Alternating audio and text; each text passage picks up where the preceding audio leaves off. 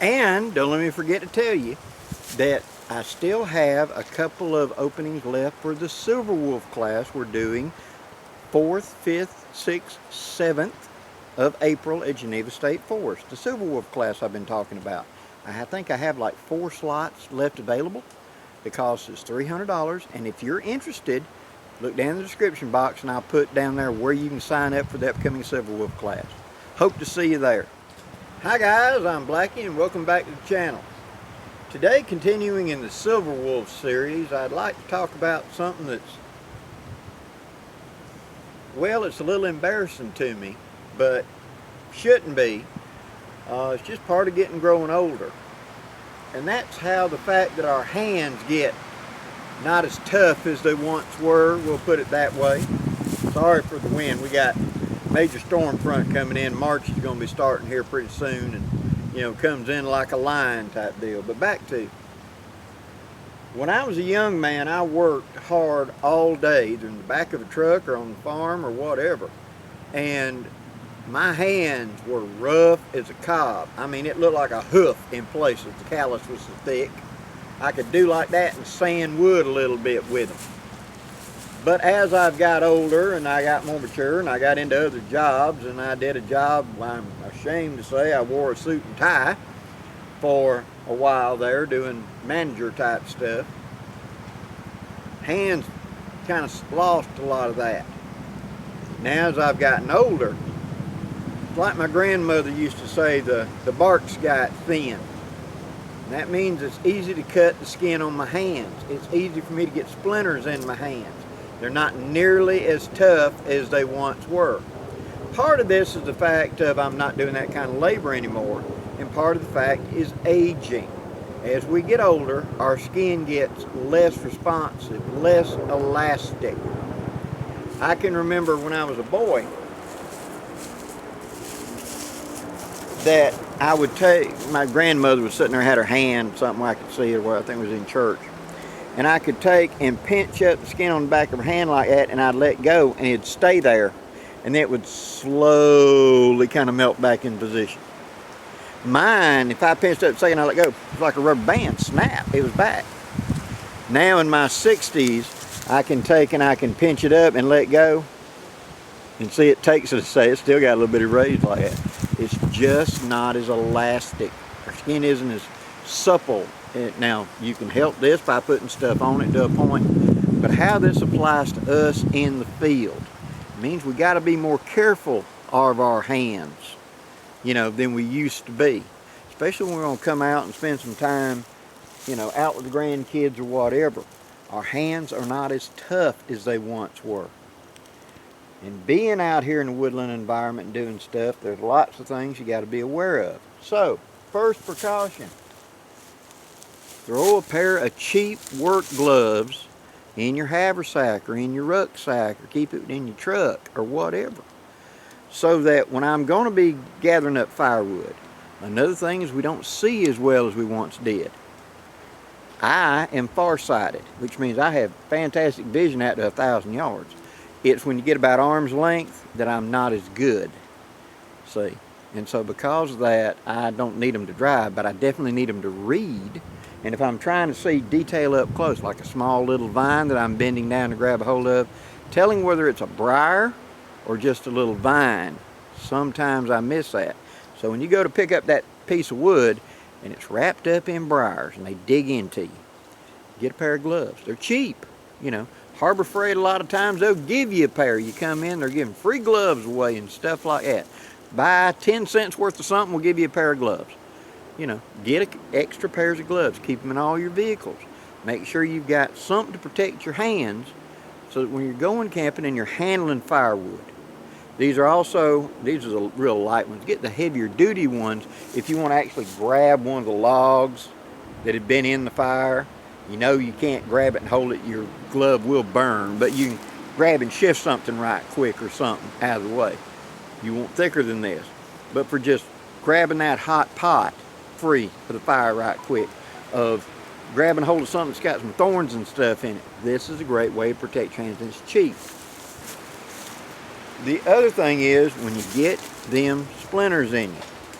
Now, as I pointed out many times, my EDC carry is a Victorinox Fieldmaster. Okay?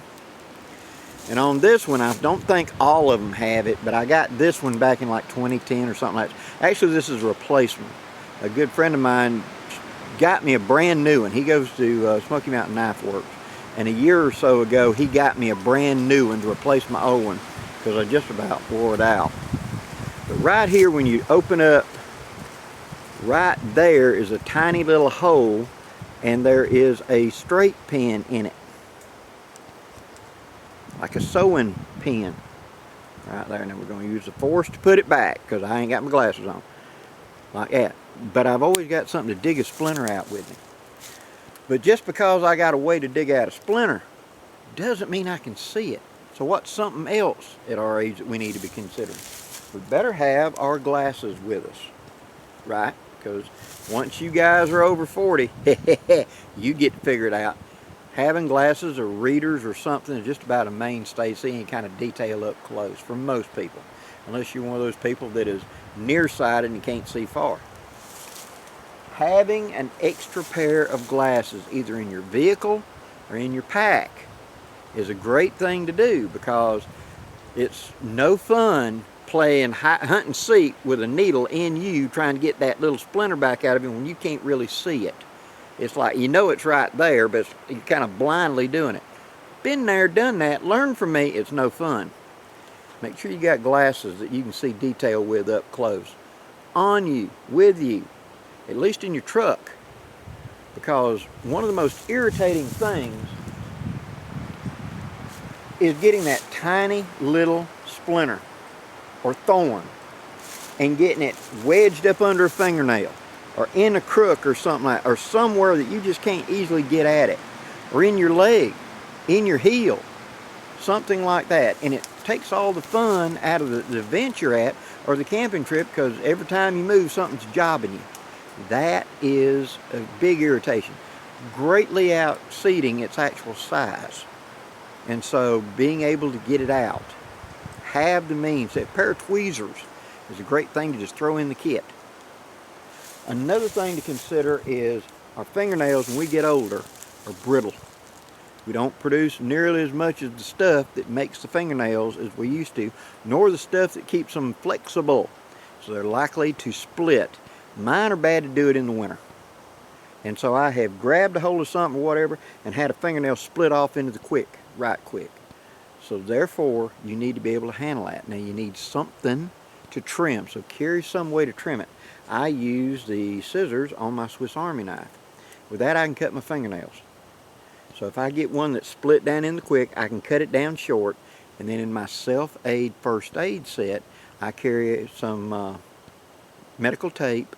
I also have a supply of duct tape on me, and I also got Band-Aids, so I can like bandage it up to keep me from hanging it or injuring it worse until I get back home when I can deal with it properly.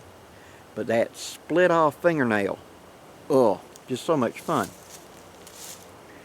The other thing that I carry, and it's not on my Swiss Army knife, it's actually on my key ring, is I carry this teeny tiny Swiss Army knife on there. You see these everywhere. Well, it has another pair of scissors on there. I like my others better. But what it also has in there is a fingernail file. And when you've got that jagged edge that's hanging on everything, you can take it up. It's these little irritations that make it no fun. You know, it just, every time you turn around, you've got a splinter in your hand. You got a briar stuck in your hand. You've got that split off fingernail. You go to pick up that piece of firewood and you get it shifts in your hand, you grab it and you get a splinter in you. It's things like that. You go to lift that vine up out of the way and a thorn snaps off in you. Those little irritations. And now that we are silver wolves and we're still trying to be active and get out here and enjoy it, we need to be prepared for it. So, one, if you've got super dry skin where it seems like every little thing that touches you tears, you need to get some sort of moisturizer or something. If it's bad enough, see your doctor about it. It's because our skin is not as elastic as it used to be, and it's more easily torn, damaged, and punctured. okay? So if you have to get stuff like that, that's great. The other thing is, carry the ability to get splinters out of you. Good pair of tweezers is a great thing. My Swiss Army knife has a pair of tweezers on it. In my vehicle and in my little medical kit, I have a really good pair of tweezers. So if it's something jammed in there, I'm going to dig it out. If you've got something jammed up under a fingernail, I'm going to use them tweezers. They got long, narrow, needle-like tips where I can really grip a hold of it and pull it out. That's a common thing. You go to scoop up and something goes underneath the fingernail. Again, our hands are not as tough as they used to be. And so therefore, we need to cover that. Like I said, if you're somebody that's blind without your glasses, absolutely have a backup pair. Not only to be able to see that little splinter, but you don't want to get out in the woods and lose your glasses. Glasses get damaged or broken and leave you where you're doing like this and trying to get out. I had a friend many years ago that he was that way. If he took his glasses off, he couldn't see 5 feet. The world was a blur. And they were floating down the river on a tube, and he had got straggled behind everybody else because he kept stopped doing stuff. And he went over a little bitty ripple and got flipped upside down. He lost his glasses, and he couldn't see anything. He found the tube again, and everybody else done gone off and left him. And all he could do is just stay in the water and keep puddle ducking. He kept bumping into the banks because he couldn't even, he could just say there's light up there. That's about it. He could see maybe 4 or 5 feet, and that was it. And so he ran into every obstacle. If you're that type, absolutely carry extra glasses. I guarantee I will have in my vehicle an extra set. And if we're going on a long hike, I'll have 2 pairs of glasses. One that's going to be on me, and one's going to be in the pack or something protected so it can't be damaged. So if I do have to dig something out, I got the ability to do it. Hope this gives you some ideas, guys. Please leave down there in the comments any other things you've thought of tips or tricks for your hands to help protect your hands, your eyes, etc. I don't do contacts, but I guess there are a lot of you still that do contacts. If so, how do you carry them? What do you carry to make sure of that? It's these little details that if we ignore them, makes our camping trips so much harder.